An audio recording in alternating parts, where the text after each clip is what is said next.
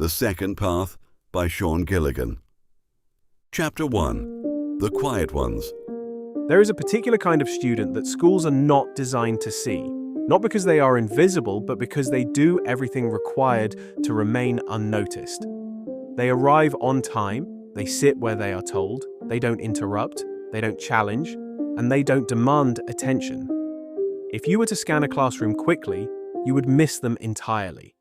If you were to ask a teacher about them, you would likely hear the same word. Fine. Jamie Carter was one of those students. At 14, Jamie had developed a skill that adults often mistake for maturity. He knew how to look like he understood. This performance involved a slight nod at the right moment, a pen moving just enough to suggest note-taking, and a glance up at the board when others did the same. It was a convincing performance, but beneath it sat something much less stable. Jamie understood parts of things. Fragments, words, occasional ideas. However, learning in school rarely comes in fragments. It comes in sequences, and Jamie had missed too many of the early steps. If you had sat beside him in a lesson, really watched him, you would have noticed something subtle, not confusion exactly, but more like delay. The teacher would explain a concept, and while others reacted instantly, answering, writing, and moving forward, Jamie would still be processing the first sentence. By the time he reached the second idea, the class had already moved to the third. Once that gap opened, it widened quickly, because classrooms don't pause for individuals. They move, always forward. There is a common belief in education that learning is primarily about effort, and that if a student isn't keeping up, the solution is simple. Try harder. Focus more. Put in the work. But this assumes something important, that the student knows how to begin. Jamie didn't. That distinction matters more than it seems because not knowing where to start doesn't feel like a small problem. It feels like a full stop. The first time Jamie noticed it clearly was in Year 8, during a science lesson on photosynthesis. The teacher explained it clearly and confidently with diagrams. Jamie copied the diagram and wrote down the words, but something didn't connect. The words Carbon dioxide and glucose sat on the page without meaning, as shapes, not concepts. When the teacher asked a question and hands went up, Jamie kept his down. Not because he didn't care, but because he didn't know what he would say if he tried. This is the moment most systems fail to recognize. Not the wrong answer or the blank page, but the decision not to attempt either. Because that decision doesn't happen once. It becomes a pattern. By Year 9, Jamie had refined this pattern. He would copy enough to appear engaged, avoid eye contact when questions were asked, wait for others to answer, and write something down when told. It was efficient. It kept him safe, and it also ensured that nothing changed. There's another layer to this that is often overlooked. Learning in classrooms is social. Students are constantly comparing themselves to others. Who answers quickly, who finishes first, who gets praised. Jamie noticed all of it, and over time he built a quiet conclusion. They get it. I don't. He didn't need to say it out loud. It shaped how he approached everything that followed. At home, things weren't much different. Homework sat on the table, and Jamie would open it, read the first question, and then just sit. Not distracted, not defiant, just still. When his mum, Sarah, passed by and asked if everything was all right, his simple Yeah was easier than trying to explain something he didn't fully understand himself. Sarah had her own interpretation, assuming it was a matter of motivation, needing encouragement, structure, or maybe a bit of pressure.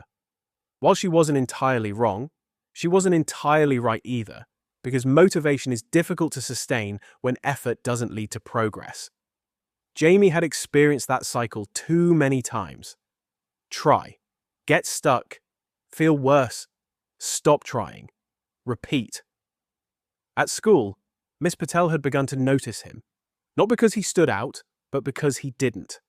He existed in a kind of middle space, not failing, not excelling, just present, and that middle space is where many students stay for years because it doesn't trigger intervention or raise alarms, it quietly persists.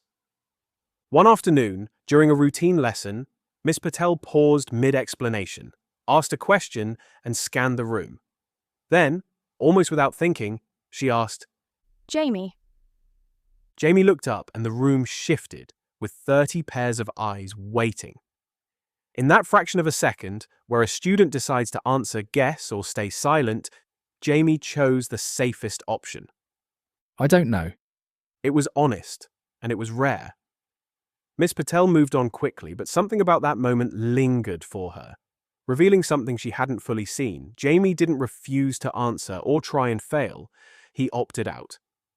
That distinction is important because while you can support failure and correct mistakes, opting out is harder to address because it's quiet and often invisible. By the end of the lesson, everything looked normal again. Books were packed away, chairs scraped, and students left. No one would have marked that lesson as significant. Nothing dramatic had happened, no behavior issues, no disruption, and no obvious concern. And yet, something had shifted. That quiet I don't know. exposed something deeper. Not a lack of effort or a lack of ability, but a lack of entry. Jamie didn't know how to get into the learning, and when you don't know how to get in, you stay outside. The system would continue, the lessons would move forward, and the curriculum would progress, but Jamie would remain in the same place, watching, copying, waiting, until something changed. The question is, what happens when a student like Jamie is finally given a way in? And more importantly, what happens when they discover it themselves? That answer doesn't begin with a teacher or a lesson or even a plan. It begins, as most meaningful changes do, with something small, something easy to ignore, a link, and a decision that, at the time, didn't feel like a decision at all. Jamie almost didn't click it, and if he hadn't, this story would have ended here. Chapter 2. The Detention. The detention wasn't unusual, that's what made it important. Nothing dramatic had happened, no argument, no incident, no escalation, just 3 missed homeworks, and that was enough. Jamie sat in the same classroom he had left an hour earlier, but it felt quieter, slower, and stripped of the noise that usually fills a lesson. A handful of other students were scattered around the room, absorbed in their own compliance, pens moving and heads down, doing what they were supposed to have done earlier. Jamie stared at the worksheet in front of him. The same one he hadn't completed. The one he had looked at and closed the night before. From a distance, his stillness would have looked like reluctance, but from the inside, it was something else entirely. He read the first question again. Explain how energy is transferred in this system. He recognized the individual words, Energy, transferred, system. but together, they didn't quite form meaning. It was like listening to a sentence in a language he almost understood, close enough to recognize, but too far to respond. When faced with this type of task, a student makes a quiet calculation. How long can I sit here without doing anything? What can I write that looks like effort? How do I avoid being asked again? Jamie had become very good at that calculation. It was a survival skill. Miss Patel walked slowly between the desks, not policing exactly, but observing. She stopped beside Jamie and asked, have you started? Jamie didn't look up and replied. Yeah. It wasn't true, but it wasn't entirely false either. He had started thinking about starting. She then asked a different kind of question. Can you explain what the question is asking? This required something he couldn't perform. He couldn't pretend to understand the question. He either did or he didn't. His reply No. came out quieter than he expected. Miss Patel paused, noticing that Jamie wasn't being difficult or avoiding work. He genuinely didn't know where to begin. Okay, She said, pulling up a chair. let's look at it together. Most interventions focus on the answer, but she focused on the entry point. She pointed at the question and asked what part made sense. Jamie looked again and offered. Energy? Miss Patel used that as a starting point, breaking the problem down and reducing the cognitive load. However, there was a limit to how far she could go due to the other students and demands on her attention. After a few minutes, she stood up and told him to keep going and try the first part.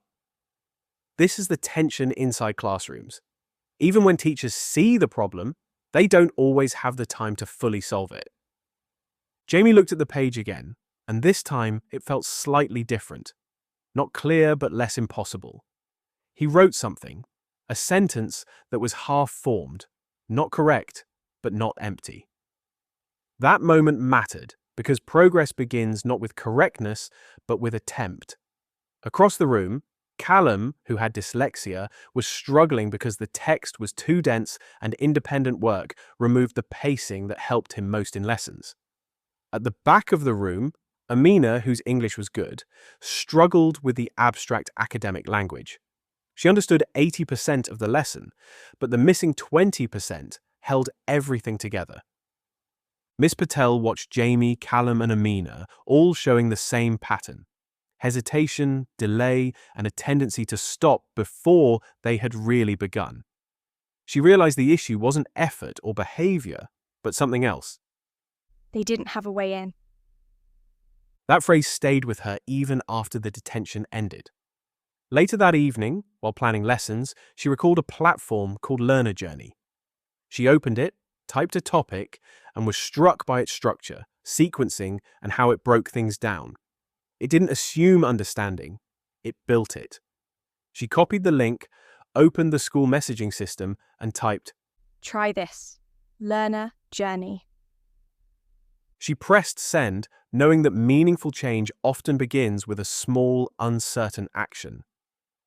Across town, Jamie sat scrolling through his phone when the notification appeared. He almost ignored the link, but paused and tapped it. In that moment, something shifted. For the first time, he wasn't about to be told what to do. He was about to be asked something much more powerful. Where do you want to start? And that question would change everything. Chapter 3. The question no one had asked. The screen didn't look like school, which was the first thing Jamie noticed. There were no crowded menus, long lists of assignments, or instructions telling him what he should be doing. Instead, just one question sat in the center. What do you want to learn? Although the question sounds simple, for Jamie, it was unfamiliar. In school, learning always began with direction. Turn to page 42. Copy this down, or answer questions 1 to 5. The starting point was never his own. He stared at the screen longer than he expected because the question required something he hadn't practiced: choice. There is a hidden assumption in most classrooms that students know what they don't understand, but for Jamie, confusion wasn't a list of clear gaps. It was a general feeling, a sense of being slightly out of step with everything. So, instead of thinking carefully, he did something instinctive. He typed the first thing that came to mind, Energy transfer year 9. pressed enter, and waited. What happened next didn't feel dramatic, but it felt different. Learner Journey didn't respond with a paragraph, a video, or a worksheet. It responded with a structure. A sequence began to form on the screen. Step 1, what is energy?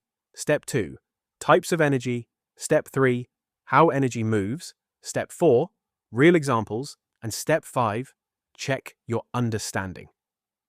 Jamie leaned forward slightly. Not because he was excited, but because something about the clear structure made sense immediately. There's a principle in learning that often goes unnoticed. Before understanding something complex, you need to understand where to begin. Most resources assume that beginning is obvious. Learner Journey didn't, it made it visible. Jamie clicked the first step. What is energy?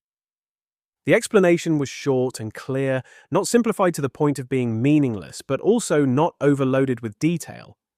It used examples he recognized, such as movement, light, and heat, connecting the idea to things he had already experienced. This mattered more than it seemed, because understanding doesn't start with definitions, it starts with connections. Jamie read it once, then again, and for the first time in a while, he didn't feel rushed. In a classroom, there is always an invisible clock measuring pace and progress, but here, there was no clock, just the next step. He clicked onto Step 2, types of energy, which provided examples like kinetic, potential, and thermal. But instead of listing them as facts, Learner Journey built them into a progression, showing how one idea led to another. Jamie paused halfway through, not because he was stuck, but because he was thinking. This is an important distinction. Stopping because you don't understand feels heavy, while stopping because you're processing feels productive. Across town, Callum was having a similar experience after typing. Energy transfer, simple explanation. For him, the difference was immediate. The text wasn't dense, but broken into smaller, manageable sections that were easier to read and return to. Callum just knew when something felt manageable, and this did. At the same time, Amina approached it differently, typing, Energy transfer, basic English explanation. The response adjusted with simpler phrasing, clearer sentences, and fewer assumptions. As Amina read, something shifted. She wasn't just learning science, she was strengthening her English at the same time. This adaptability, modifying how the subject is accessed, is one of Learner Journey's less obvious advantages. Back on the sofa, Jamie reached the third step. How energy moves. This was where he would usually lose track in lessons, where explanations layered on top of each other. But here, it unfolded differently. One idea at a time, each connected and explained before the next appeared. For the first time, he was following a complete sequence without losing the thread. He reached the end of the section and stopped, not confused, but because he had reached a natural pause. At the bottom of the screen, a quiz appeared. Jamie hesitated as quizzes in class had always meant visible exposure when getting something wrong. But this felt different. There was no one watching, just a chance to check. He clicked the first question, read it carefully, and chose an answer, which was wrong. He waited for the familiar feeling of frustration, but instead an explanation appeared, short and non-complicated, showing him where he had gone wrong. Jamie read it, tried again, and got it right. Internally, something shifted because this was new. Not getting it right, but getting it right after getting it wrong. That distinction matters, because it changes how failure is experienced. He continued, repeating the process. Attempt, feedback, adjustment, success, which is what psychologists refer to as a feedback loop. By the time he reached the end of the quiz, Jamie did something small and almost invisible. He went back to the first step. That was new, as there is usually no time to revisit in lessons. Jamie read the first explanation again, and this time it made more sense, confirming that understanding is often layered. The second time, it connects. Learner Journey had created the conditions for that to happen. At the same time, Miss Patel was sitting at her desk, looking at the platform. What struck her wasn't the content, but the absence of assumption. It didn't assume prior knowledge, pace, or confidence, but built from wherever the learner started. She thought about Jamie and considered that maybe the issue wasn't that he wasn't trying, but that he hadn't been given the right starting point. Back on the sofa, Jamie closed the laptop, simply finished. After a moment, he opened it again and typed something new. Forces explained simply. This was the moment where curiosity became habit. For the first time, learning felt like something he could step into. The question now was, what happens when that small shift starts to repeat? Because patterns once established don't just change behavior, they change identity. Chapter 4. The First Pattern. There is a moment in learning that is easy to miss. It is not when something becomes easy or when everything clicks. It is when a learner decides, quietly and without being asked. I'll do that again. Jamie didn't announce this or think about it in strategic terms. He simply opened his laptop the next day, not because he had to, but because he wanted to see if the process would work again. This moment highlights the difference between an event which is accidental and a pattern which is intentional and is what changes outcomes. He typed, Forces Year 9 simple explanation. There is a type of repetition that is important. Not the kind imposed by homework, but the kind chosen by the learner. Learner Journey responded the same way it had the night before, presenting a sequence of clear steps, a beginning that did not assume he already understood. The structure included: Step 1, what is a force? Step 2, Types of forces. Step 3. How forces affect movement. Step 4. Everyday examples. And Step 5. Test your understanding.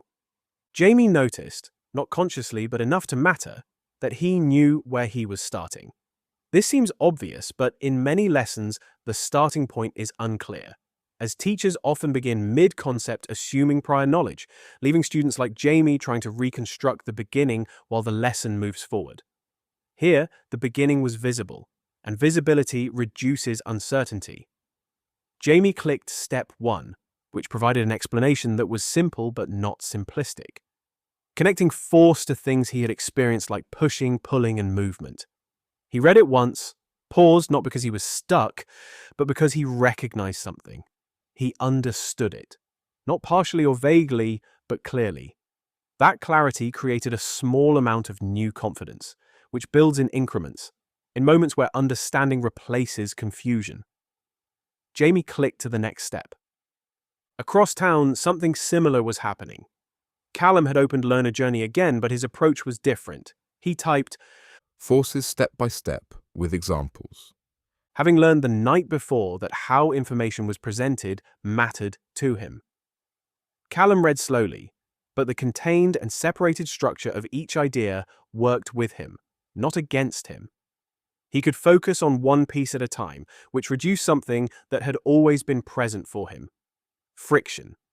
Friction in learning, which shows up as slower reading, more effort, and quicker fatigue, is often invisible.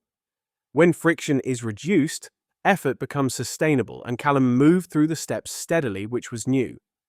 At the same time, Amina approached the same topic differently. She typed, Forces explained simply in easy English. and the response adjusted with shorter sentences, clearer vocabulary, and more examples. Amina read carefully, pausing occasionally to translate in her head, but something had changed. She no longer felt like she was catching up, but felt like she was following. There is a subtle difference between those two experiences, as catching up implies being behind, while following implies being part of the process. And Learner Journey had shifted her position. Back in his room, Jamie reached Step 3, How forces affect movement. which was where things usually became complicated in lessons due to multiple ideas like acceleration, direction, and resistance being introduced at once. Here, it unfolded differently, with one idea explained before the next appeared, giving Jamie no reason to rush. This flexibility removes the invisible pressure of time. In classrooms, time is constant, but in Learner Journey, time is flexible. Jamie reached the end of the section and saw the quiz, and this time he didn't hesitate. He clicked. He got the first question right and the second wrong. The explanation appeared, he read it, tried again, and got it right. Something subtle happened. Jamie didn't react to getting it wrong, but expected to recover. That expectation is important because it changes how mistakes are experienced, shifting from "I got this wrong" to "I haven't got this right yet." This shift, small as it seems, is foundational. He completed the quiz and closed the laptop. Then he paused, and a new thought, one that hadn't been there before, emerged. I think I get this. Not everything, but enough to feel different. That evening, Sarah noticed again that Jamie was working without being asked. She stood in the doorway, watching, and saw that this was different from the frustration, avoidance, and excuses she had seen too many times. This was quiet, focused, and most importantly, voluntary. She didn't say anything, just left him to it, because sometimes the most important support is not interference. At school the next day, something else shifted. Miss Patel began the lesson, explained the concept, and asked a question. Hands went up and she paused, then looked at Jamie and asked, Jamie? This time the moment felt different.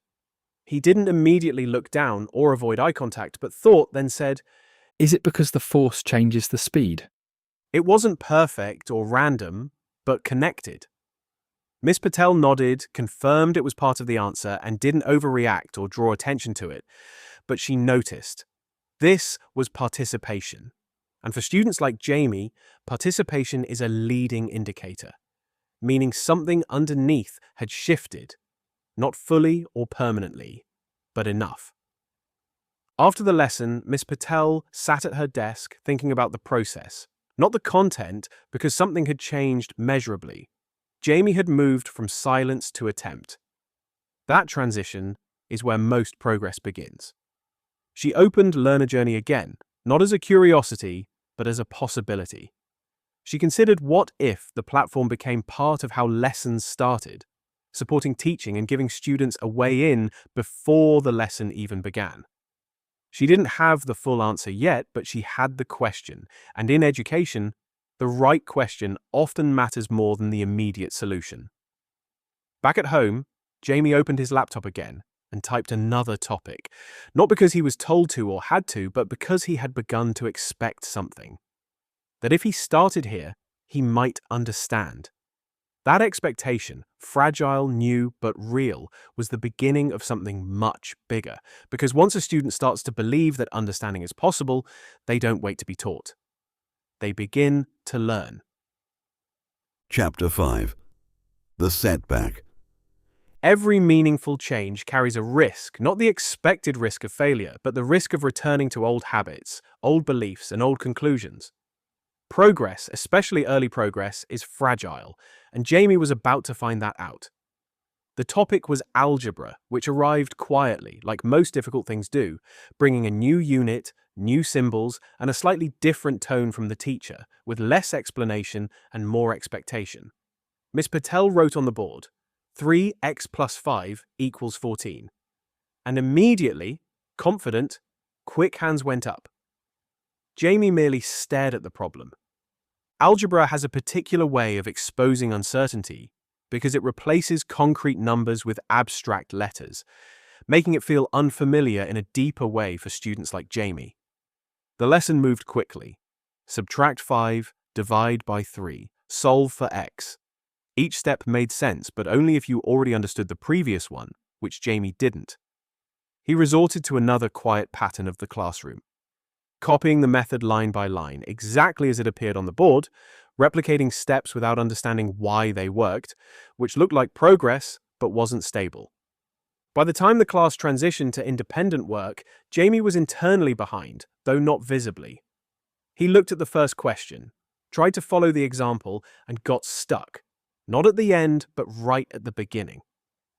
That familiar feeling, the one he thought had vanished, returned. I don't get this. Crucially, this time it came accompanied by a new, though brief, thought. Maybe I can.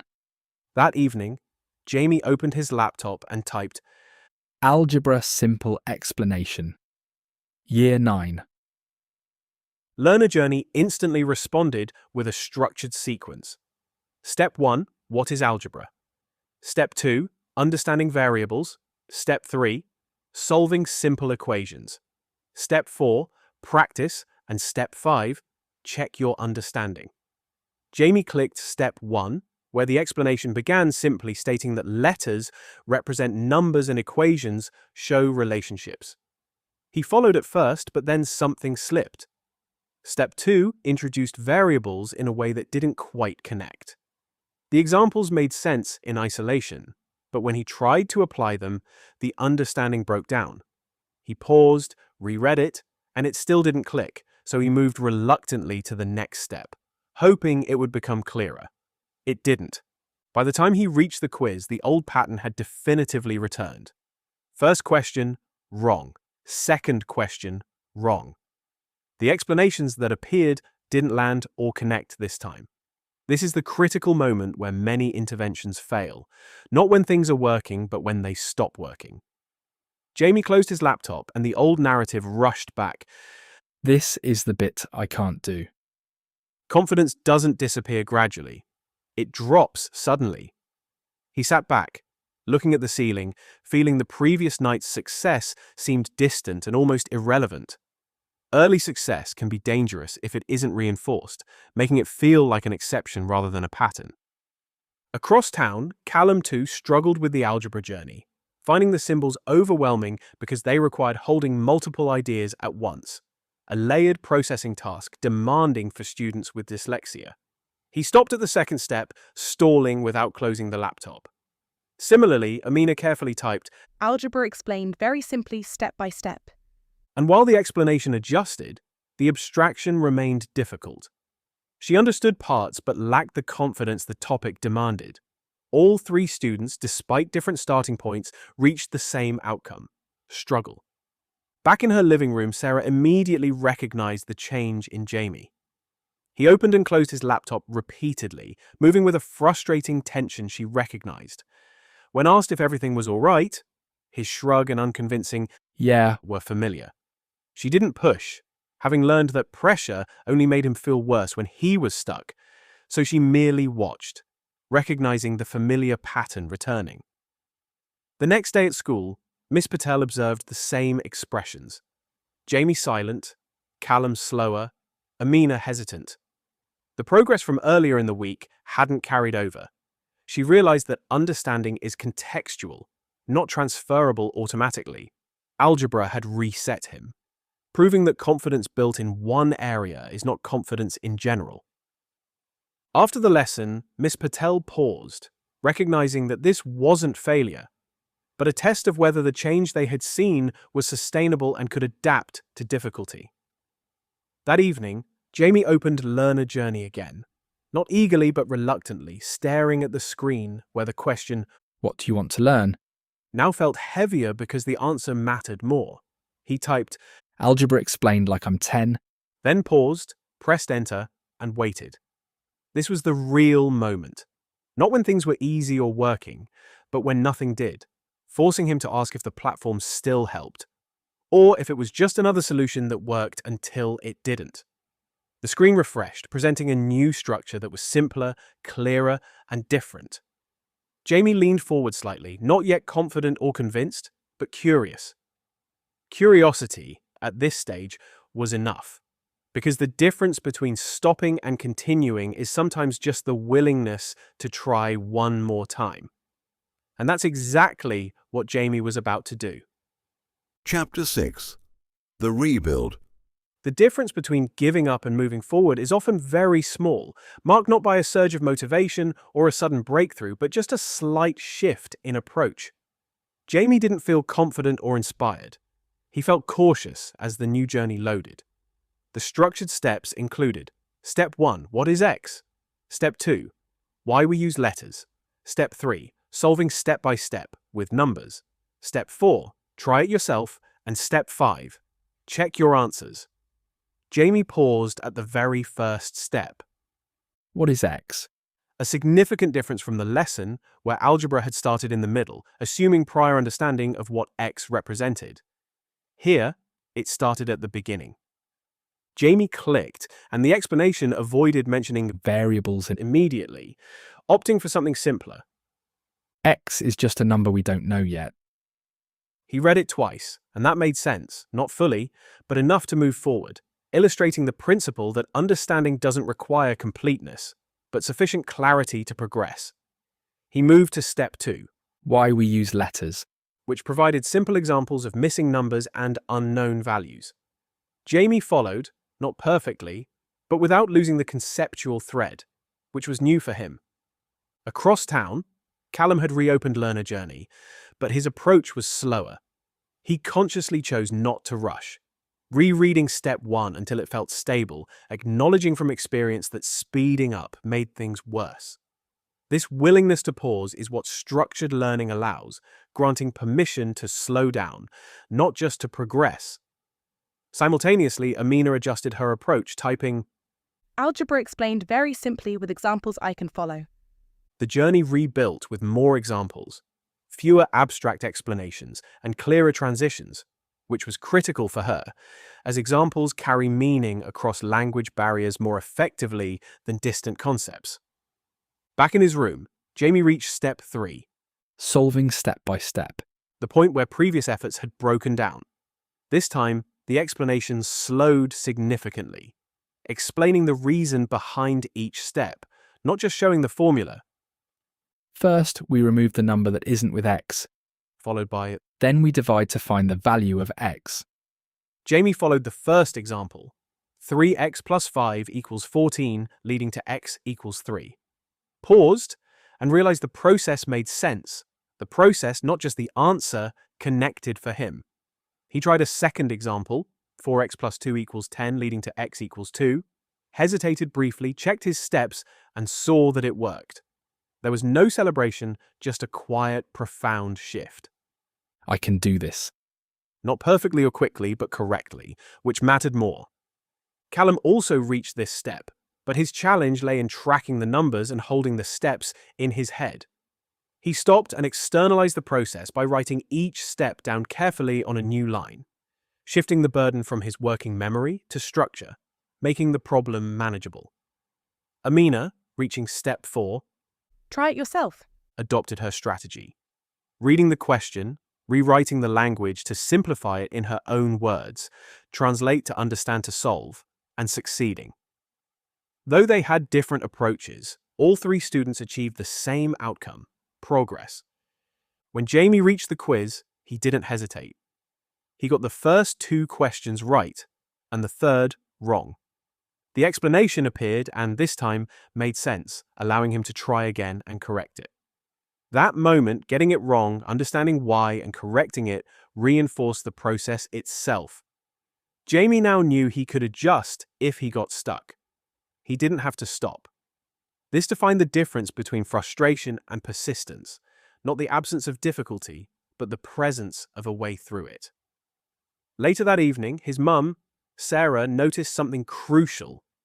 Jamie wasn't just working. He was checking his steps and going back over answers, signaling ownership. Learning was now something he was doing, not something happening to him. At school the next day, Miss Patel observed the shift again. Jamie attempted a question, paused halfway, and then continued. Callum wrote each step down, and Amina checked her understanding deliberately. None were faster, but they were more deliberate, and deliberate thinking is more reliable than speed. Miss Patel realized this was a change in approach. Students were working through the problem rather than waiting to be told. Learner Journey hadn't just delivered content, it had given them a transferable method, a way to approach problems. She decided to reflect on how to use the tool more intentionally, realizing the central issue wasn't that students couldn't learn, but that they needed the right structure. Jamie returned home, opening Learner Journey again, not out of need, but because he had a growing expectation that if he started there, he could work it out. This expectation, fragile but real, was the foundation of everything that followed, as once a student believes there is a way through, they stop looking for reasons to quit and start looking for ways to continue. Chapter 7. The Shift You Can't See. If you walked into the classroom the following week, you wouldn't have noticed anything unusual. The desks were in the same place, the board carried the same structure, and the lesson began the way it always had. On the surface, nothing had changed, but beneath that surface, something had. The change wasn't yet visible in results, grades, or test scores, nothing that could be easily measured. It was in something much harder to detect: how students approached the moment they got stuck. Miss Patel had started the lesson as usual. Right, today we're continuing with algebra. She explained the first example, worked through it step by step, checked for understanding, and hands went up. Then she set the task. Try questions 1 to 4. This is where the difference appeared. Before, Jamie would have stared at the page, waited, looked around, measured himself against others, and eventually stopped. Now something else happened. He read the question, paused, and then, almost automatically, began breaking it down.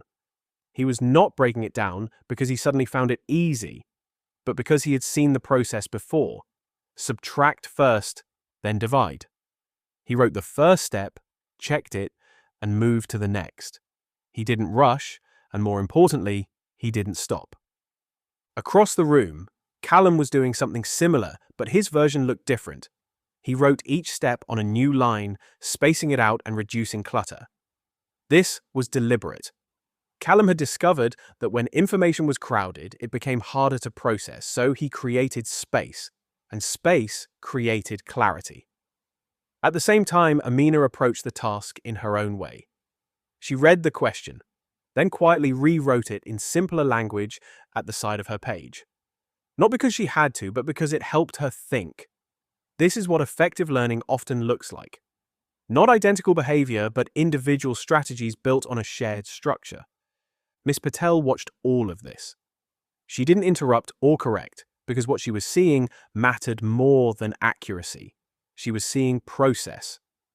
And process is what sustains learning when difficulty increases. Halfway through the lesson, she asked, Jamie, talk me through what you're doing. The room didn't feel as heavy this time. Jamie looked at his work, then spoke. I'm taking away the number first, so it's just the x part. Then I divide it. He didn't use technical language, but he understood what he was doing, and that was enough. Miss Patel nodded, confirmed it was good, and moved on. She felt the shift, recognizing that Jamie hadn't just answered a question. He had explained a method. An explanation is a stronger indicator of understanding than correctness. At break time, something else happened. Liam sat down beside Jamie and asked, What did you use last night? Jamie shrugged. Just that learner journey thing. When Liam asked to see it, Jamie hesitated because sharing something that works carries a risk. If it doesn't work for someone else, it feels like your success was accidental. But he opened his laptop anyway, typed, Algebra step-by-step simple. and the journey appeared. Liam leaned in, observing. This is better than the book. The book assumed understanding. Learner Journey built it. Liam clicked through the steps, and what mattered was that it held his attention, giving him something to do, not just something to read. This difference is critical, because engagement is about making learning active. Over the next few days, something began to spread, not formally or through instruction, but through conversation. Did you try that thing? Yeah, it actually helps. It explains it properly. These peer endorsements matter most because students trust each other's experience more than they trust systems. Back in the classroom, Miss Patel began to experiment. Before we start, spend 5 minutes building your own explanation. Some students opened Learner Journey, others didn't, but the room changed. Instead of waiting for instruction, students began with exploration. This subtle shift moved the learner from passive to active, from receiving to constructing. Jamie noticed immediately that he wasn't the only one doing this anymore, and that mattered because learning in isolation can feel uncertain, while learning as part of a group feels normal. At home, Sarah noticed something else. Jamie wasn't just working more, he was calmer. The tension that used to sit around homework had eased, which mattered because learning doesn't require the absence of difficulty, it requires the absence of overwhelm. When Sarah asked what the tool did, Jamie paused, then simply said, It just shows you properly. This wasn't a technical description, but it was accurate as Learner Journey had given him visibility, a way to see where to start, where to go next, and how to recover when things didn't work. Back at school, Miss Patel began to reflect more seriously. The improvement wasn't coming from more teaching, but from better entry points into learning, which challenged the fundamental assumption that the entry point was the lesson itself. For students like Jamie, Callum, and Amina, the lesson sometimes came too late. They needed a way in before it began. Learner Journey had provided a preparation for teaching, a bridge. Once that bridge existed, students arrived ready to engage. At the end of the week, Miss Patel looked over the work, noting something consistent. Fewer blank answers, more attempts, and better explanations. It wasn't dramatic, but it was real, and real progress rarely looks dramatic at first. It looks like small shifts, repeated. Back at home, Jamie opened his laptop again. Not because he had homework, but because he had a question. And this time, that question didn't feel like a problem. It felt like a starting point. He typed, pressed enter, and began again. A pattern had been created, and once patterns take hold, they reshape identity. Jamie was closer to believing that understanding was something he could build step by step, and once that belief forms, it becomes very difficult to break. Chapter 8 the moment it became his. There is a point in any change where it stops feeling external. Not something suggested, introduced, or borrowed, but something that belongs to you. Jamie didn't notice when this happened because it built quietly across small moments. Typing a question without thinking twice, opening Learner Journey before homework was set, and going back over something just to check. These weren't big decisions, but they were different from before. Learning had been reactive, and now it was starting to become proactive. That shift, from reacting to initiating, is one of the hardest to create and one of the most powerful once it appears. The topic that week was pressure. Miss Patel introduced it clearly with diagrams, equations, and examples. Jamie sat somewhere in between the students who followed immediately and those who took longer. The difference this time wasn't in what he understood, but in what he did next. As soon as the lesson ended, he didn't wait. He opened his laptop and typed, Pressure explained step by step. Year 9. Learner Journey responded instantly with a structured sequence. Step 1, what is pressure? Step 2, the formula. Step 3, how pressure changes. Step 4, real examples. And Step 5, check your understanding. Jamie moved through it steadily, prioritizing continuity over speed. He didn't lose the thread, proving that the problem before was not starting but staying with it. Across town, Callum had begun using Learner Journey differently, not just to follow, but to prepare. Before lessons, he would type the topic, skim the steps, and get a sense of what was coming. This changed something important. When Miss Patel explained it, it was familiar, and familiarity reduces anxiety, which increases capacity to learn.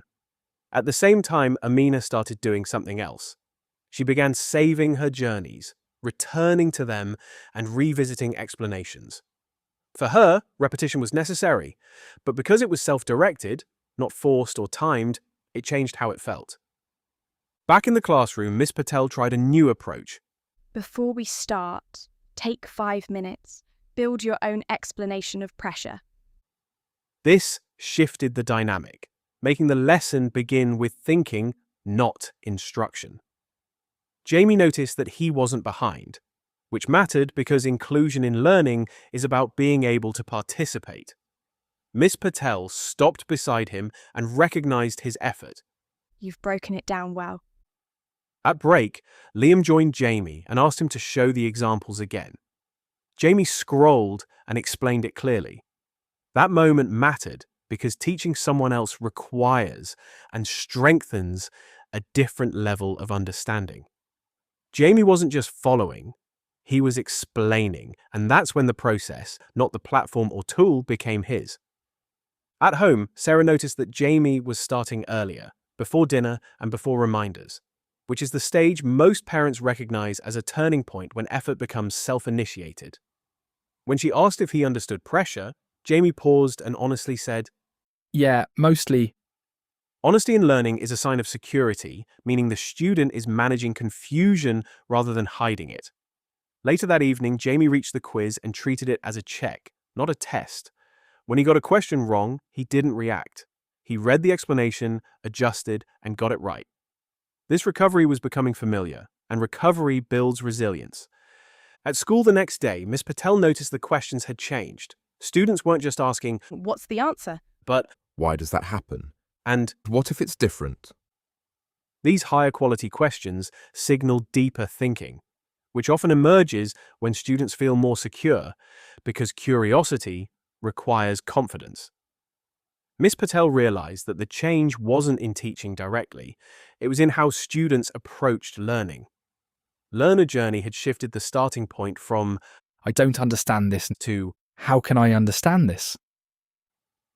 Back at home, Jamie opened his laptop again, not because he had to, but because he had a question.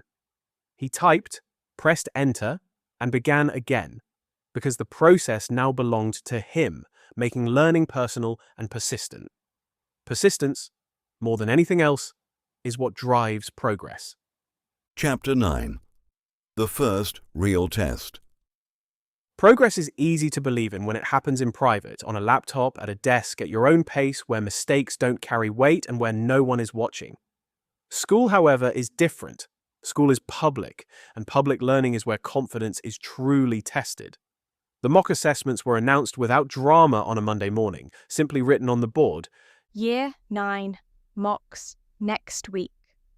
A ripple went through the room as some students leaned forward, others leaned back, and a few didn't react at all. Jamie sat still. Mocks had always meant one thing: exposure. They revealed what a student knew, but more importantly, what they didn't. And for Jamie, that had always been the difficult part. In lessons, he could hide, and in homework, he could avoid, but in an exam, there was nowhere to go. That afternoon, Miss Patel addressed the class, saying, These aren't about getting everything right, but showing your thinking. It was a good, familiar message. But messages don't always change behavior, as behavior is shaped by experience.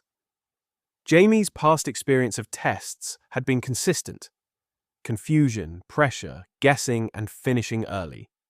He didn't expect this time to be different. However, something else had changed. Not his belief in exams, but his belief in how he could prepare. That evening, he opened Learner Journey deliberately, not randomly or reactively. He paused at the prompt, and the question, What do you want to learn? felt different this time. He knew the answer was not a single topic, but a pattern. He typed, Key Year 9 science topics, explained simply step by step. Learner Journey responded not as a list, but as a structured set of navigable journeys, with each topic broken down. Jamie didn't try to cover everything, as that would have felt overwhelming. Instead, he chose one topic, energy, then another, forces, and another, pressure. Each time he followed the same process: read, follow, check, adjust. Something new was happening. He wasn't just learning content. He was building familiarity and recognizing patterns. This is what effective revision actually is. Not repetition of facts, but reinforcement of structure. Across town, Callum approached preparation differently, starting not with content, but with method. He typed, How to solve science questions step by step simple. and the journey focused on process, breaking questions down, identifying key information, and working through logically. For Callum, method was essential when information became difficult to hold, and he practiced it repeatedly, not perfectly, but consistently. Amina, at the same time, focused on language. She typed, Science exam questions explained in simple English with examples. Learner Journey adapted with simpler phrasing and clearer structure. For Amina, the barrier was often how the concept was presented, and by controlling the language, she controlled access. 3 students, different strategies, all shared the same intention: preparation. Back at school, the atmosphere began to shift. Students talked about revision, not in the usual way of, What do we need to memorize? but more with, How do you understand this bit? Miss Patel noticed this shift from recall to comprehension through conversation, seeing students use Learner Journey before lessons, during breaks, and after school, not because they were told to, but because it worked. When something works, students adopt it quickly.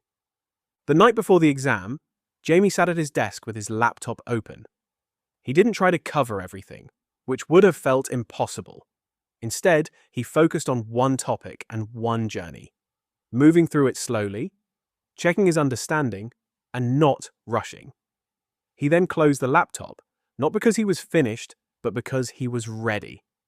That feeling of readiness, not confidence or certainty, was new, and readiness is enough. The next morning, the exam hall felt familiar. Rows of desks, silence, papers face down. Jamie sat down, hands on the desk, waiting. When instructed, he turned the paper over, looked at the first question, and paused. This pause was different. Before, it had been hesitation, but now it was processing. He reread the question, broke it down, identified what it was asking, and started deliberately, not quickly. Across the hall, Callum was writing each step down, creating space and reducing pressure. Amina reread the question, simplified it in her mind, and then answered. All students were working with structure, and structure holds under pressure, which made the difference. Jamie reached a question he didn't understand, which would have stopped him before. Now, he broke it down, looked for what he recognized, ignored what he didn't, and started with something. Starting is the key, because it creates momentum, and momentum carries you through uncertainty.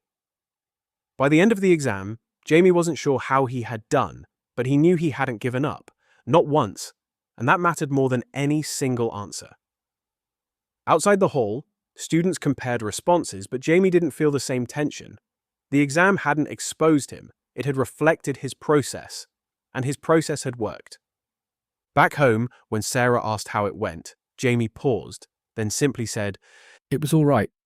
which was accurate, not dismissive or uncertain. Accuracy in self-assessment is another sign of progress because it means the student understands their own learning. Later that evening, Jamie opened Learner Journey again, not to revise but to check a question he wasn't sure about. He typed it, followed the steps, and found the answer.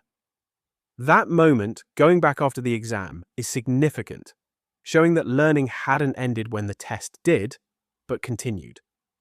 This is the real shift. When learning becomes continuous, not event-based, progress becomes inevitable.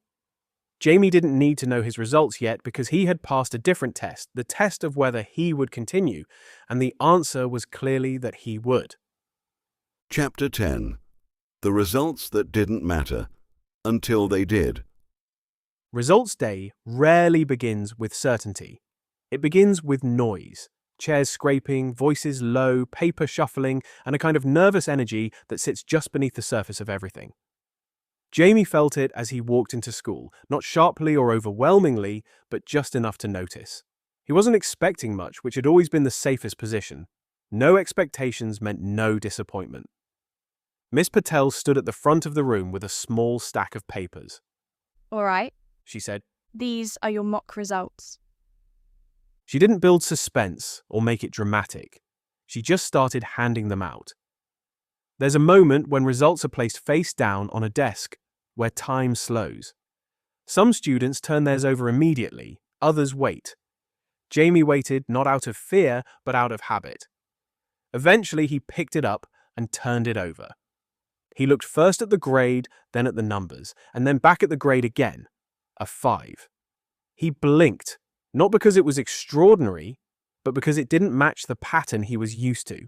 Predicted 3, expected 3, sometimes 4. But 5 was different. He didn't react, smile, or look around. He just stared at it, because the number wasn't the important part. The important part was this. He understood where it had come from. Across the room, Callum looked at his paper and saw improvement, not dramatically but clearly. He had more marks in the method questions and fewer blanks, indicating that he hadn't suddenly memorized everything, but had applied a process, and the process had worked. At another desk, Amina read hers carefully, checking the questions she had answered well and the ones she hadn't. She wasn't just looking at the result, she was analyzing it, shifting from What did I get? to. What does this tell me? Miss Patel watched all of this quietly, noticing that what she was seeing wasn't just better results, but different behavior around results. Students weren't reacting emotionally. They were responding thoughtfully, which is rare. After the lesson, she called Jamie over and said, Better. holding up the paper. When asked why, Jamie paused because he wasn't used to being asked that question. I just broke it down. He replied. Miss Patel smiled slightly and confirmed, That's exactly it. noting that sometimes the simplest explanation is the most accurate. At home that evening, Sarah asked the usual question, and Jamie handed her the paper. She looked at the grade, paused, and looked again, saying, Jamie, this is good. He shrugged, unsure how to respond, because praise felt unfamiliar and new. When she asked what he did differently, Jamie thought for a moment and said, I just used Learner Journey. It sounded simple, but it encapsulated that he understood where to start. didn't panic when stuck, and knew how to work through it. Since those things are harder to explain, he kept it simple. Sarah nodded, telling him to, Keep doing that. as she could see the outcome and, more importantly, the change in him. That night, Jamie opened his laptop again, not to revise, but just out of habit. He paused at the prompt, What do you want to learn? and this time the question felt normal. This is the stage where change becomes embedded, when something stops feeling like a strategy and starts feeling like behavior. He typed, Electricity basics explained step by step. pressed enter, and began. He did this not because he needed to improve his grade, but because he expected to understand. And expectation is one of the most powerful drivers of learning. At school the next day, Miss Patel addressed the class. She acknowledged that some had improved, but stressed, More importantly, I can see how you're working differently. she meant that approach. Once change tends to hold, whereas results fluctuate. She was seeing students working through problems, which is what learning actually is. Later that week, she made an intentional decision. Before each new topic, She told the class, I want you to spend 5 minutes building your own understanding first. she didn't mandate learner journey because students had already found it. And when students choose a tool themselves, they use it more consistently and effectively. Back at home, Jamie's routine had settled. Open laptop, type topic, follow steps, and check understanding. It wasn't exciting or dramatic, it was consistent, and consistency is what produces results repeatedly. Weeks later, when the next set of results came in, the pattern continued. Not perfect or flawless, but upward, proving that upward movement sustained over time becomes transformation. Jamie didn't notice it fully because gradual change feels normal. But others did, seeing something different in how he approached everything. That is when the results started to matter. Not because of the numbers, but because they represented proof that the way he was learning now worked. Once a student has proof of that, they stop questioning whether they can improve and start focusing on how far they can go. Jamie wasn't there yet, but he was moving. And for the first time in a long time, he wasn't being pushed. He was going. Chapter 11. The Way It Spreads. Change rarely arrives through instruction. Instead, it spreads through observation. A result noticed, a method copied, or a comment overheard. This is how ideas naturally move in schools, quietly, informally, from peer to peer. By the time the next topic, electricity, began, something had shifted across the class. Normally, a new topic would reset the confusion and open a new gap in understanding. But this time, a few students didn't wait for instruction. Jamie was the first to act, opening his laptop and typing, Electricity basics explained simply step by step. Liam glanced over, noticed Jamie repeating the process, and didn't ask for permission or instruction. He simply opened his own device and typed. Electric circuits, simple explanation.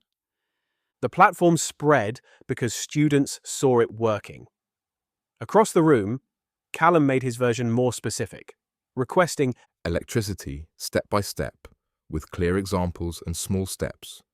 showing he understood that clarity was about structure as much as content. Amina, too, adjusted her input, typing, Electricity explained in simple English with examples I can follow. This adaptability was the strength of learner journey. It didn't standardize the learning experience, but tailored it to each individual's needs. Ms. Patel observed this without intervening, recognizing that students were taking ownership of the starting point, which determines everything that follows. When she finally began her explanation, the students were not encountering the topic for the first time.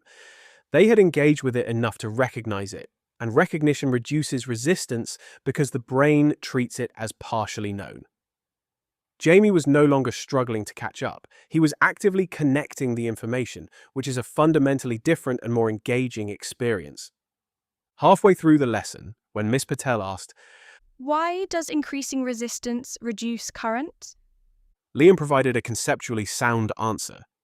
Because it makes it harder for the electricity to flow. Jamie listened, connected this to the structural steps he had seen in Learner Journey, demonstrating how different inputs reinforce and stabilize understanding.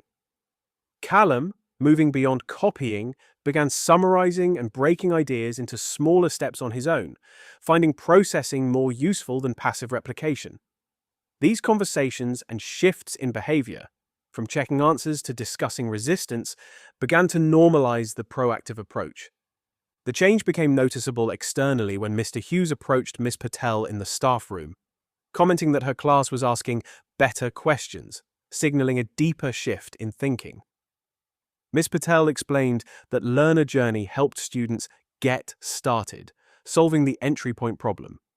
At home, Jamie's routine became an automatic habit, topic to prompt to steps to check, requiring less effort than avoiding the work. Furthermore, the learning became collaborative as Jamie started messaging Liam to compare answers, and Amina began teaching her younger brother using the platform, reinforcing her own clarity through teaching. Miss Patel formalized the process, making the individual preparation a routine by directing students to Spend 5 minutes building your own understanding first. before lessons. This established a foundational structure, which made Jamie feel less nervous about new topics because he knew how to begin and how to continue when difficulty arose. Miss Patel realized that the platform wasn't just supporting them when learning was simple, but giving different students, Jamie, Callum, Amina, and Liam, a consistent way in. The consistency reduced errors because they understood the steps, proving that students adopt what works. This change was quiet but consistent, and once that kind of change begins to spread through observation and success, it becomes difficult to contain. Chapter 12. The Point Where It Breaks. Every system, no matter how effective, eventually meets its limit. Not because it fails, but because it is tested. Up until now, the pattern of using Learner Journey for a new topic, following the steps, and building understanding had held. It wasn't perfect, but it was working. Then came the topic that changed everything: electric circuits. Not the basics, which were manageable, but the deeper layer of series circuits, parallel circuits, resistance changes, and current distribution, introducing more variables, relationships, and complexity where understanding becomes fragile. Miss Patel began the lesson by drawing diagrams on the board and explaining the flow of current, how it splits, and how it changes. Students followed at first, but then something familiar began to return: the slight pause, the delayed reaction, and the look of doubt. Jamie felt it halfway through the explanation. While the first and second parts mostly made sense, something slipped during the third part when discussing how the current behaved differently in parallel circuits. He followed the words and copied the diagram and explanation, but internally the thread had broken, making the rest unstable. Across the room, Callum hit the same moment, finding it heavier due to more elements and relationships to track, causing his writing to slow and then stop. Amina faced a different challenge as the language became more technical, such as Total resistance decreases. making the sentence harder to process despite understanding each word. 3 students, different experiences, arrived at the same result. The pattern had broken, marking where the real test begins. After the lesson, Jamie walked home without the same urgency to open Learner Journey because the problem felt bigger, more complicated, and less certain, leading to the return of hesitation. He sat at the table, opened his laptop, paused, and felt the question What do you want to learn? felt heavier. He typed, Parallel circuits explained simply step by step. and the structured journey appeared. Step 1. What is a parallel circuit? Step 2. How current behaves. Step 3. How resistance changes. Step 4. Comparing series and parallel. And Step 5. Check your understanding. Jamie clicked Step 1, which began simply. Electricity can flow through more than one path. This made sense, but upon moving to Step 2, How current behaves. the explanation introduced branching and multiple paths, and Jamie followed but not fully. He paused, reread it, and realizing he still didn't understand, he stopped instead of moving forward. A recognition that before he would have continued. Now he stayed with the problem, which showed progress. Across town, Callum looked at the diagram first, following the paths with his finger and visualizing the flow, reducing complexity because visual processing was easier than holding abstract relationships in text. Amina, adjusting again, typed a new prompt. Parallel circuits explained with very simple sentences and examples. Which rebuilt the explanation with simpler language and more examples, unlocking the concept for her by lowering the language barrier. Back at the table, Jamie also changed his prompt to Parallel circuits explained like I'm 10 with simple examples. the rebuilt journey used an analogy. Imagine water flowing through pipes. Jamie read it repeatedly until something connected, not fully, but enough, marking the turning point where something begins to make sense. The next step built on the analogy, explaining that more paths meant more ways for flow and less resistance overall. He reached the comparison step, series versus parallel, where clear differences brought the concept together, and he allowed himself to revisit steps without pressure. He reached the quiz, got the first question wrong, and read the explanation. He tried again and was still wrong, but instead of ending it, he went back to the step, read it again, and then tried the question again, getting it right. This showed that the difference was in working through the difficulty, not avoiding it. The next day in class, Miss Patel saw the change again. Same topic, same students, but a different response. Jamie was attempting, Callum was using diagrams, and Amina was checking her understanding carefully. The pattern hadn't held perfectly, but it had adapted, which confirmed that sustainable change is about responding to difficulty differently. Miss Patel realized that Learner Journey was helping students navigate complexity, not by removing it, but by structuring it. Back at home, Jamie closed his laptop, aware that he hadn't given up, even when it got difficult, which mattered more than getting everything right. This persistence, once learned, determines long-term progress because learning is defined by what you're willing to stay with until you understand. Chapter 13. The question changes everything. There's a moment after struggle where something subtle shifts, not in the content or the difficulty, but in the question the learner is asking. Jamie's progression began with the heavy, paralyzing question, Why don't I get this? which offered no path forward. This slowly improved to the slightly better, gap-focused query. How do I get this? Now, something else was emerging. What can I try next? That question changed everything because it shifted the focus of learning from fixed identity and uncertainty to active, manageable steps and action. The immediate test of this new approach came during a lesson on electrical power, where Miss Patel introduced the formula, power equals voltage times current.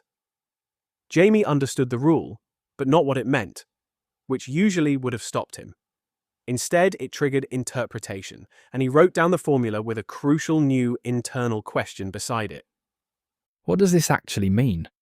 Across the room, other students were doing the same kind of translation. Callum approached it by drawing a diagram, visualizing voltage as push and current as flow, using representation for clarity. Amina simplified the concept linguistically, writing, Power equals how fast energy is used.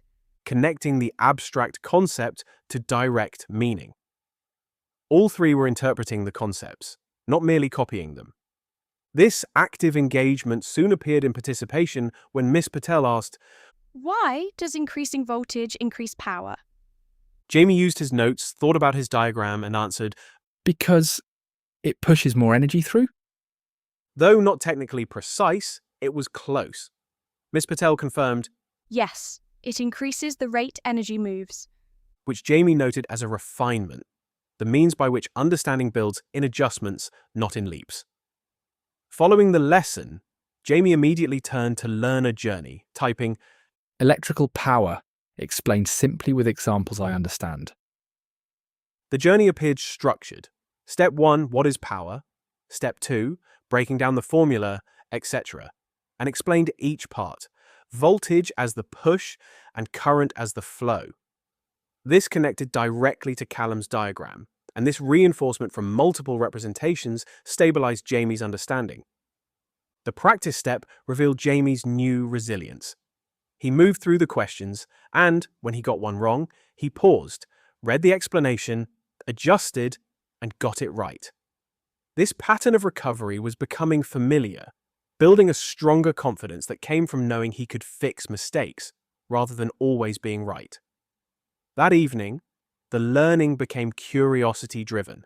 When Jamie opened Learner Journey not for schoolwork, but to ask a personal question, Why do phones charge faster with higher power? the journey connected this real-world query back to the established concepts, demonstrating that learning was becoming transferable across contexts. The shift was noticed by others. Miss Patel observed that the students' questions had changed from explanatory Why does this happen? to exploratory, such as, What happens if we change this? which signaled deeper engagement. Mr. Hughes noted this meant the platform was working, because questions reveal thinking.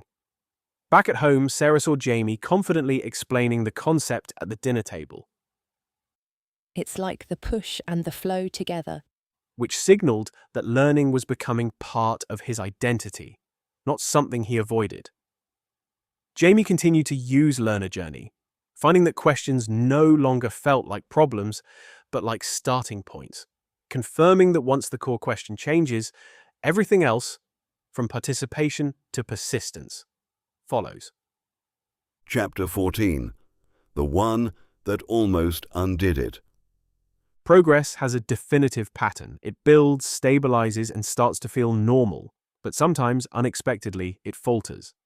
The challenge arrived this time in mathematics, specifically with ratio.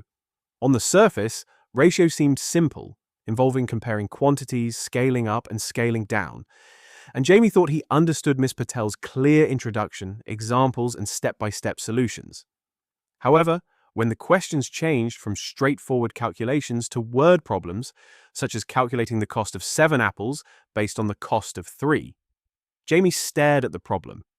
He recognized the numbers and the idea of scaling, but something didn't connect, leading to hesitation as he struggled to determine whether to multiply, divide, or do both. This hesitation grew because ratio requires understanding relationships, and relationships are harder to see than mere steps. When he looked around and saw that Liam and others understood it, the old quiet doubt returned. I'm behind again. That thought returns quickly, requiring only a moment of uncertainty, and Jamie copied the method from the board, which failed to hold because copying without true understanding is fragile and breaks under pressure. After the lesson, the quiet doubt stayed present. At home, Jamie didn't open his laptop immediately, interrupting the consistent pattern of lesson-to-learner journey to understanding. He sat at the table, opened the laptop, then closed it, showing how progress begins to slip through small interruptions, not dramatic failure. Finally, he opened it again, typed the prompt, Ratio explained step-by-step simple examples. and the structured journey appeared. He followed Step 1, what is ratio, and Step 2, understanding relationships, without issue. But Step 3, scaling, felt uncertain. He moved forward to Step 4, word problems, where he tried a question, got it wrong, read the explanation, and tried again, still getting it wrong. This was the critical moment that tested whether the pattern held. As Learner Journey wasn't providing immediate clarity and required more persistence, the old thought returned. Maybe this doesn't work for everything, highlighting the danger of generalizing difficulty into failure. Instead of leaning back, Jamie made a small but critical adjustment. He changed the prompt to Ratio explained like I'm 10 with very simple step-by-step word problems. the journey rebuilt, starting differently with a concrete analogy. Imagine sharing sweets. This simpler, more concrete approach allowed him to follow the example, and when he tried the question again, it worked, not instantly, but step by step. This success felt more earned because it required extended effort, adjustment, and persistence. Across town, Callum and Amina reached the same point of struggle, and both recovered by simplifying the problem. Callum removed extra words to focus on numbers, and Amina broke the problem down linguistically. Back at school the next day, Miss Patel immediately saw the difference, not in speed, but in persistence. Students stayed with the questions longer, tried different methods, and didn't stop at the first mistake, which is what sustainable learning looks like. When asked why he did it a certain way, Jamie responded, Because I broke it down first, then worked out one part at a time. an intentional and accurate explanation. Miss Patel reflected that Learner Journey wasn't eliminating difficulty, but changing how students responded to it, which is crucial because difficulty is unavoidable, but response is adaptable. This resilience, persistence despite difficulty, was evident at home, where Sarah noticed Jamie was more focused and less frustrated. Later that evening, Jamie opened Learner Journey again, not for revision but to test something. He typed a harder question because he wanted to see if he could work it out. This marked the crucial shift from I hope I get this right to I'll figure this out. a belief that carries learning forward and causes a student to stop avoiding difficulty and start engaging with it. Jamie still got things wrong and still hesitated, but he didn't stop, proving that progress is built on continuation even when it almost breaks.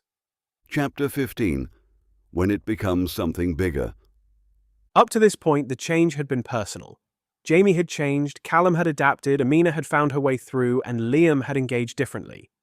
Each student had found something that worked individually, but personal change has a limit because schools are systems that shape behavior at scale. Miss Patel had been watching this closely, noting not just the improvement, but the consistent pattern behind it. Students were starting earlier, staying with problems longer, explaining their thinking, and recovering from mistakes. These were no longer isolated moments. They were consistent, signaling that the change was embedded, not temporary. That consistency prompted Miss Patel to try something different. The next lesson didn't begin with explanation. It began with a question. Before we start, She announced, I want you to spend 10 minutes building your own understanding of today's topic. Laptops opened and pens hovered as students moved, some immediately going to Learner Journey while others recalled previous knowledge. The dynamic had fundamentally shifted, moving the responsibility from the teacher to the learner, from I'll explain, then you understand. to You explore, then we refine. Jamie noticed the familiarity of the process instantly, recognizing it from his work at home. He typed, Density explained step-by-step simple examples. followed the journey, and by the time Miss Patel began explaining the concept, he wasn't hearing it for the first time. He was connecting it, strengthening his understanding through second exposure. Across the room, Callum followed a similar process, but deliberately spent longer on the first step to ensure stability, having learned that structure helped him more than speed. Amina focused her 10 minutes differently, simplifying and rewriting key terms to prepare the language before the concept deepened, which ensured readiness. When Miss Patel began explaining density and working through examples, the class felt different. Students weren't catching up. They were keeping pace, and pace in learning is critical. Midway through, when she asked, Why does something float? more hands went up than usual. Jamie hesitated, then raised his hand and answered. Because it's less dense than the liquid. Miss Patel confirmed his answer, noting that the decision to participate was significant because his engagement had shifted from occasional to intentional. After the lesson, students didn't pack away immediately. They continued checking their understanding and comparing answers, marking the point where learning extended beyond the required lesson time. Later that day, Miss Patel spoke to her head of department, sharing that letting students build their own understanding first changed how they approached everything, which was the key. The change wasn't just better results, but a better approach that could scale. Back at home, Jamie's routine evolved to proactive learning. He anticipated topics and looked ahead, typing Next science topic explained step by step. to prepare before lessons. Sarah also noticed Jamie asking curiosity-driven questions at dinner, such as, What happens if density is the same? and Does temperature change it? signaling that learning had become internal and explored, not imposed. The structural change continued in the classroom, leading other teachers to notice that Miss Patel's class was more engaged and thinking more. Miss Patel made another adjustment that week, asking students to construct their own learning journey for homework, emphasizing creation over consumption. Jamie built his carefully step by step, which proved he wasn't just following learning anymore, he was shaping it, achieving the highest level of learning by creating structure. Miss Patel reviewed these journeys for structure, confirming that students were sequencing ideas and breaking things down, a process-based skill transferable across subjects. This shift transformed learning from teacher-led to student-initiated, strengthening teaching by ensuring students were ready to engage. Jamie didn't see the system change, but he had crossed a threshold from being someone who waits to be taught to someone who knows how to learn, ensuring that his progress, though not perfect, would continue permanently because learning had become internal. Chapter 16. The Night It Almost Slipped. Progress is rarely a straight line. It bends, it pauses. Sometimes it almost disappears. For weeks, the pattern had held. Jamie had found a rhythm, Callum had found structure, Amina had found clarity, and Liam had found engagement. Lessons felt different, homework felt manageable, and learning felt possible. Then, something small disrupted it. It wasn't a new topic or a difficult concept. It was something less obvious. Time. The week was busy, filled with multiple subjects, multiple deadlines, and other commitments, and Jamie came home later than usual. He sat down and opened his laptop, then paused. There is a critical difference between choosing not to start and not having the energy to, and this felt like the second. He stared at the screen where the familiar prompt, What do you want to learn? appeared, but this time it didn't feel like a starting point. It felt like effort. He closed the laptop. That's how patterns begin to break, not with failure, but with interruption. Across town, something similar was happening. Callum stopped looking at his homework worksheet because he felt tired. This highlights the hidden challenge. Learning requires energy, and energy fluctuates. At the same time, Amina faced a different pressure. With multiple subjects to revise and limited time, she couldn't go deep on everything, so she skimmed, and skimming reduced clarity. 3 students, different pressures, shared the same risk: the pattern slipping. Back in his room, Jamie sat still, the laptop closed and the work undone. The old thought returned. I'll do it tomorrow. Though harmless sounding, this thought is the beginning of drift, because tomorrow often carries more than today, and momentum, once lost, is harder to rebuild. Downstairs, Sarah noticed, pausing when Jamie replied to her question Have you done your work? with a familiar, Yeah, I'll do it later. she recognized the old tension returning, but having learned that pressure creates resistance, she didn't push. Instead, she offered something simple. Just do a bit. That small action mattered, because reducing the starting point lowers resistance. Jamie opened the laptop again, not fully committed, just starting. He typed, Quick explanation of tonight's homework topic, step by step, simple. and pressed enter. The journey that appeared was shorter, simpler, and just enough. He clicked the first step, read it, then the second, and closed the laptop again. But this time he had started. And starting matters because it reduces friction. A few minutes later, he opened it again, returned to the same step, and moved forward. This is how momentum rebuilds. Not in one continuous effort, but in small returns. Across town, Callum focused on completing just one question, maintaining the pattern while Amina prioritized one subject and used Learner Journey to quickly build clarity. None of their efforts were perfect, but they were effective.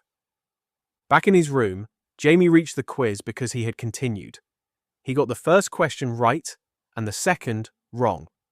He paused, then smiled slightly, not because he got it wrong, but because he knew what to do next. That's the shift, knowing how to respond to mistakes, not avoiding them. He read the explanation, adjusted, and got it right. That small sequence reinforced the pattern even on a difficult night.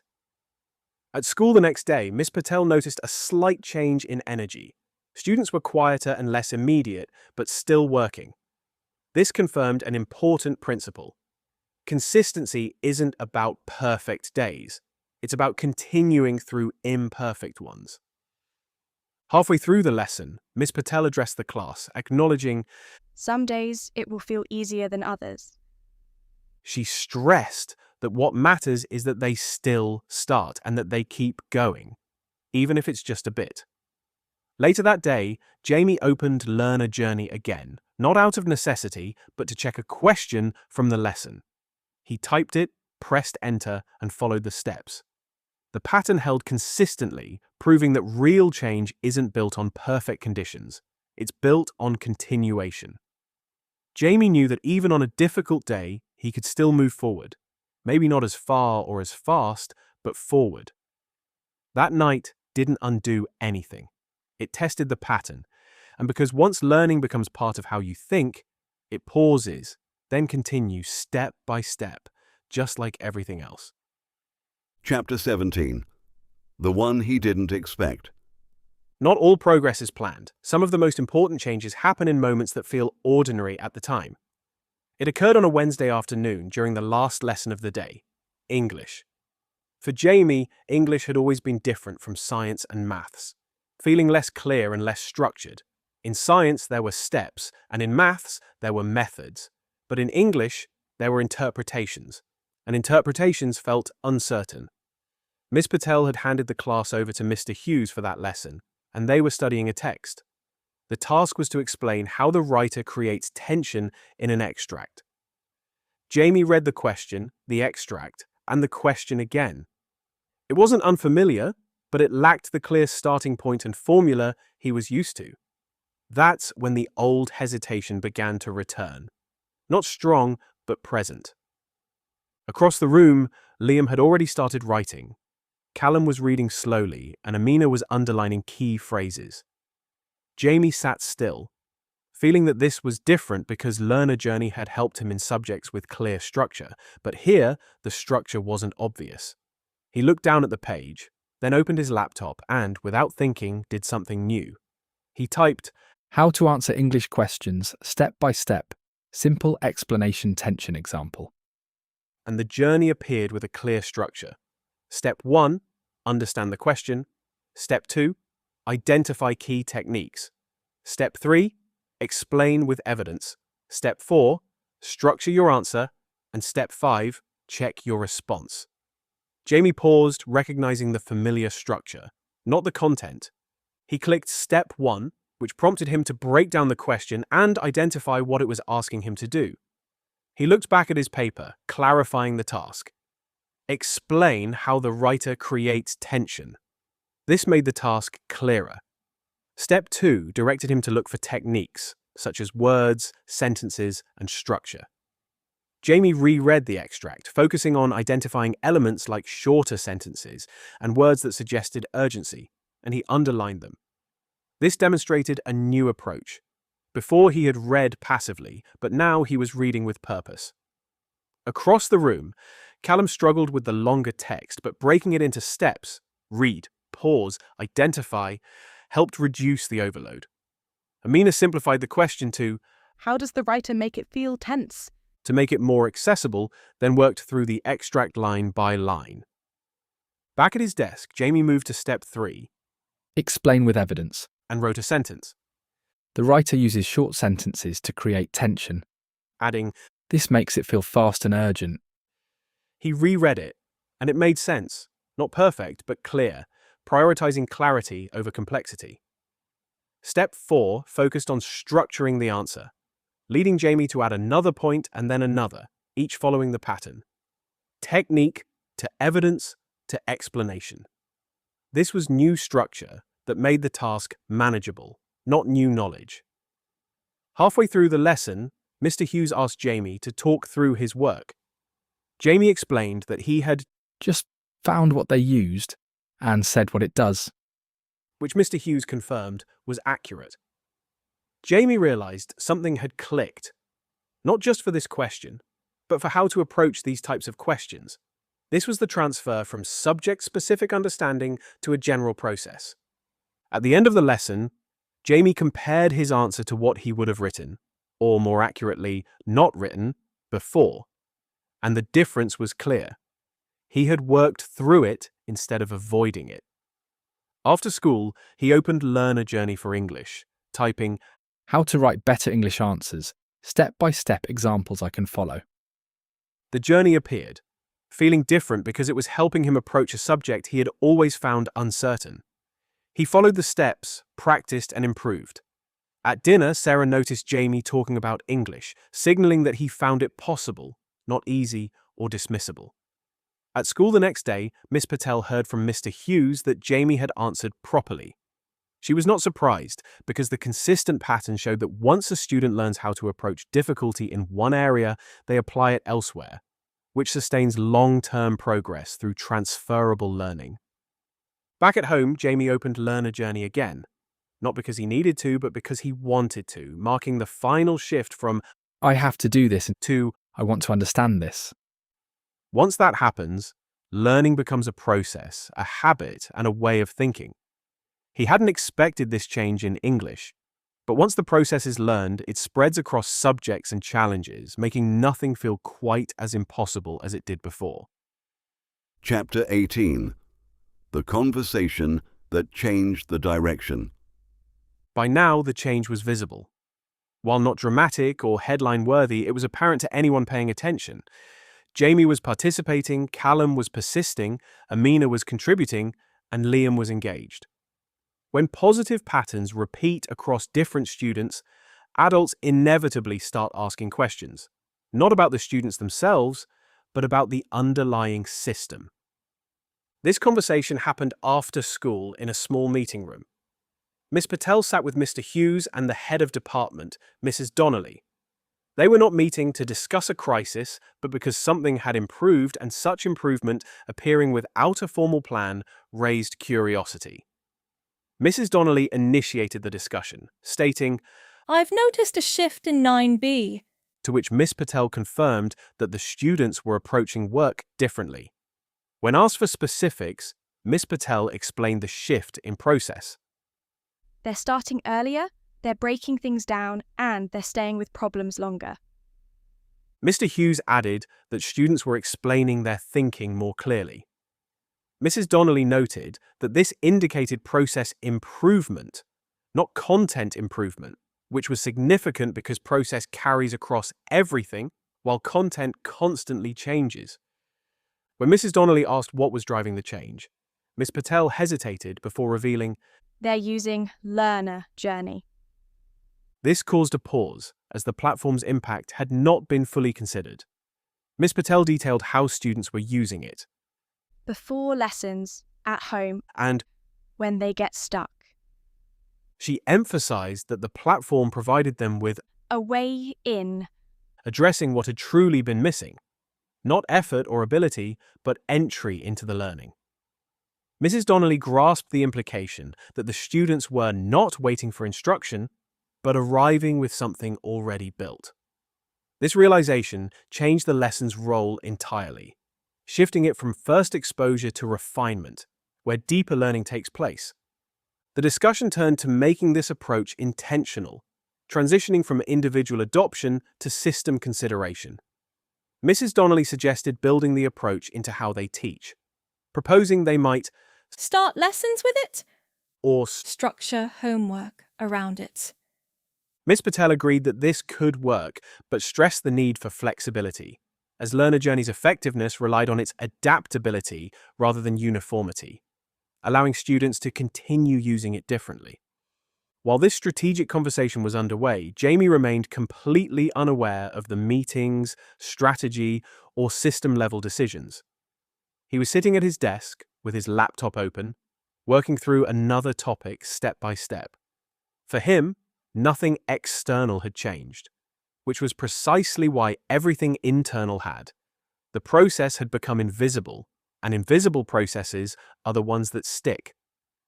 At school the next day, Miss Patel initiated the new approach. She announced, Today, we're going to start differently. and asked the class to spend 10 minutes, an increase that signaled importance, building their own journey for the topic, establishing it as a foundation. Jamie did not hesitate, typing, New topic explained step by step, simple examples. pressing enter and beginning. The same pattern unfolded across the room, different prompts and approaches, but the same core structure of building first, then refining. Miss Patel observed the scene, noting that students weren't waiting, they were working, which changed the energy of the room. When she began the lesson, it was more responsive, with students connecting ideas faster and asking better questions because they were building on existing structure. The shift was evident, from introduction to understanding to exploration to refinement, making the learning process more efficient. After the lesson, Miss Patel realized the approach was scalable, which would turn improvement into impact. Later that week, the department agreed to trial it more broadly as a starting layer. This marked how change begins to move through systems, not through mandates, but through evidence, observation, and conversations. Back at home, Jamie continued his routine, maintaining consistency because the process worked. He was unaware of the systemic shift, but was a driving part of it, moving steadily from one student to a group to a classroom and to something much bigger. Because once a better way of learning is found, it quickly becomes part of the system. Chapter 19. The Day It Became Visible. Up to this point, the change had been gradual, quiet, and noticeable only if one was looking closely. But there are moments when gradual change becomes visible all at once, and this was one of them. It started with a routine visit from a senior leader observing lessons, which was neither unusual nor unexpected, just part of the system. Miss Patel knew the routine required careful planning, clarity, and showing progress. However, this time, something was different because the lesson itself had changed, and she wasn't sure how that difference would be perceived by the observer. The topic scheduled was chemistry, acids, and alkalis. The observer sat at the back of the room with a notebook open. The lesson began, but not in the usual way. Start by building your own understanding. Miss Patel said. There was no initial explanation and no immediate instruction, just the starting point. Students opened their laptops, some faster than others. Jamie didn't hesitate. He typed, Acids and alkalis explained step by step, simple examples. and pressed enter, and the journey appeared. Across the room, the same pattern unfolded with different prompts and approaches, but the same core behavior, working. The observer watched, not interrupting or reacting, just observing. 10 minutes passed, and then Miss Patel began. Let's bring it together. She explained the concepts, but the explanation landed differently because the students weren't hearing it for the first time. They were connecting it. Jamie followed, not struggling to keep up, but keeping pace, a subtle difference that changes everything. Halfway through the lesson, Miss Patel asked, What makes something acidic? More hands went up than usual. Jamie raised his hand and answered, Because it has a low pH, and it produces hydrogen ions. It wasn't a perfect answer, but it was accurate. The observer wrote something down. Callum then explained a diagram. Amina described the difference between strong and weak acids, and Liam asked a question that signaled deeper thinking, asking, Why does strength not always mean concentration? The question proved that the student wasn't just following the instruction, but actively interrogating the concept. By the end of the lesson, the room felt different, not louder, but more purposeful. Students were still working, checking, and refining their understanding. The observer closed their notebook, thanked Miss Patel, and left. The lesson ended. Students packed away, and Jamie closed his laptop, not thinking about the observation or how the lesson looked, but focused only on what he understood. That marked the internal shift. when students stop performing learning and start genuinely experiencing it. After school, Miss Patel was called into a conversation with the observer and Mrs. Donnelly, the head of department. Miss Patel asked the observer how they found the lesson, and after a pause, the observer said, It was different. When Miss Patel pressed for details, the observer explained. They were ready? Miss Patel nodded, confirming, That's the aim. The observer noted that the students Weren't waiting to be taught, but were. already thinking. The observer then asked what Miss Patel was using, and she answered simply. Learner journey. The observer acknowledged having seen tools before, but stated, But this isn't just a tool. this distinction was important because tools add functionality, while processes change behavior, This changes how they start Miss Patel said. and how they continue. The observer leaned back and stated, It's visible. this visibility was the key. It wasn't about the data or results, but the behavior, because behavior reveals understanding. Later that week, the conversation widened to include more teachers and classrooms with questions like, Does it work? and Does it replace teaching? Miss Patel answered carefully, It doesn't replace anything. It supports the start. And once the start improves, everything else follows. she established the principle that learning doesn't fail in the middle, but at the beginning, when students don't know where to start, and Learner Journey had addressed that. Back at home, Jamie was unaware of the systemic discussions, observations, or meetings. He sat at his desk, opened his laptop, typed, Next topic, explain step-by-step simple examples. pressed enter, and began. For him, nothing external had changed, and that's what made the progress sustainable. Because sustainable change doesn't feel like change. It feels like normal. At school, the impact continued as more students adopted the approach. Not because they were told, but because they saw it working. Adoption happened through evidence, observation, and experience, and Jamie had become part of that visible evidence. He wasn't the quiet student anymore, not due to a change in personality, but a change in approach, which altered his outcomes. After the next set of results, the pattern held with clear improvement and consistency.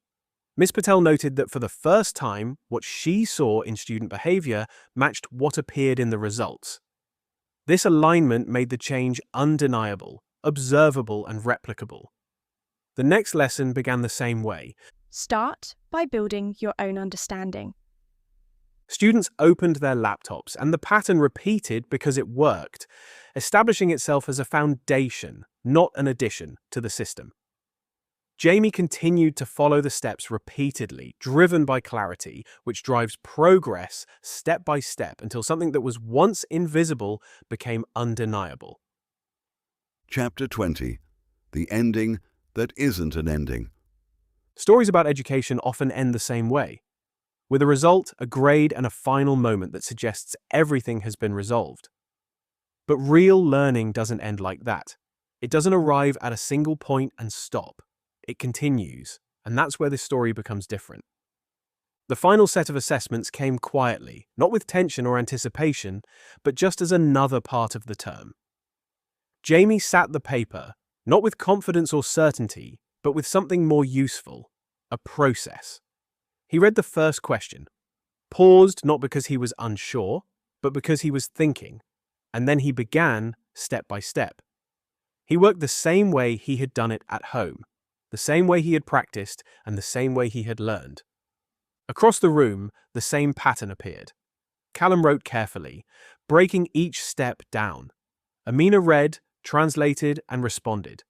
Liam worked quickly, but with structure. These were different students with the same approach. That was the real outcome, not identical results, but a shared process. When the results came back, the pattern held. Jamie improved again, not dramatically but clearly. Callum's work showed fewer gaps. Amina's answers were more confident and Liam's performance was more consistent. Miss Patel looked at the results, then at the class, understanding that the results were the outcome, not the change, as the change had already happened in how students approached learning. At the end of the lesson, she said something simple. This is what progress looks like. She didn't point to grades, but to behavior, reinforcing what had actually changed. You're thinking differently. That mattered because it reinforced not just what they knew, but how they learned. After school, Jamie walked home with the results in his bag. He didn't rush to show them and didn't feel the need to because the result wasn't surprising. It matched what he had experienced. That's when learning becomes stable, when outcomes reflect effort. At home, Sarah looked at the paper, smiled, and said, Well done. Jamie nodded, but something about it felt different, less important than before because the grade wasn't the proof anymore. The process was. Later that evening, Jamie opened his laptop, not for revision or homework, but just because he had a question, something he had wondered about. He typed, How do engines work, eh? Explain step-by-step simple examples. Pressed enter, and followed the journey. He did this not because he had to, but because he wanted to understand. That's the real ending.